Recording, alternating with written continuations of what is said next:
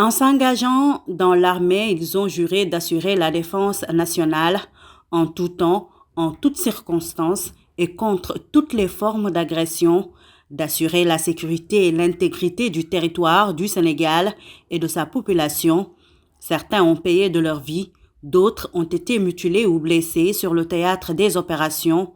Pour leur témoigner une reconnaissance nationale, l'état-major général des armées a initié une grande campagne nationale de solidarité au profit des blessés en opération et militaires invalides prévue dans la période du 12 octobre au 19 décembre 2024. Ces victimes du devoir que nous voulons célébrer ce soir à travers le lancement de la campagne nationale de solidarité Dello Djukkal.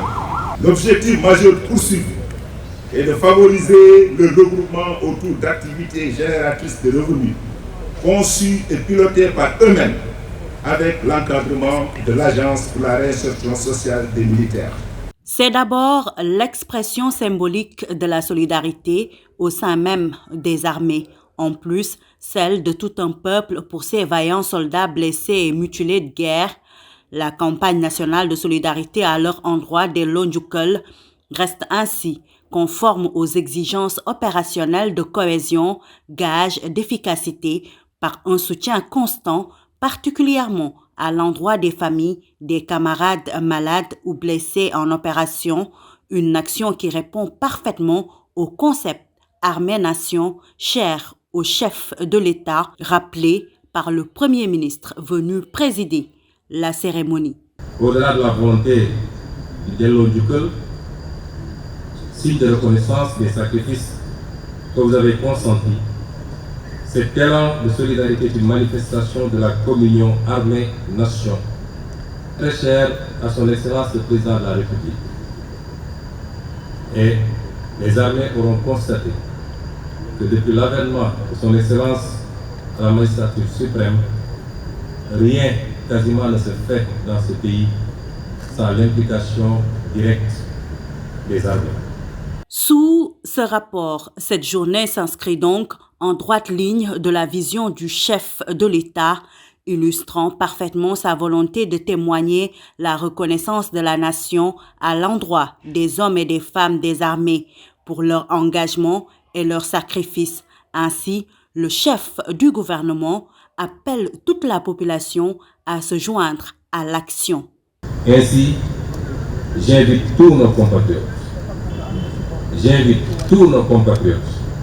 en commençant par les membres du gouvernement et tous ceux qui sont investis d'une responsabilité, à se joindre aux armées pour soutenir nos djambars frappés d'invalidité dans le financement de projets viables et durables. Je puis vous assurer du soutien indéfectible du chef suprême des armées et à tous les services du gouvernement dans la mise en œuvre de cette belle initiative. En leur offrant un environnement meilleur, cet élan de solidarité vise à contribuer à leur épanouissement physique et psychologique tout en soulageant leur famille. Elle témoigne aussi l'attention particulière que les autorités étatiques portent à l'encontre des vaillants djambars, mis par le devoir suprême en acceptant des sacrifices suprêmes jusqu'au prix de leur vie. Au-delà du seul cadre interne aux armées, la journée de la solidarité, c'est aussi une expression vivace du concept armée-nation, en ce sens qu'elle offre l'opportunité à nos concitoyens civils de manifester leur soutien de toute nature en parfaite communion avec les armées.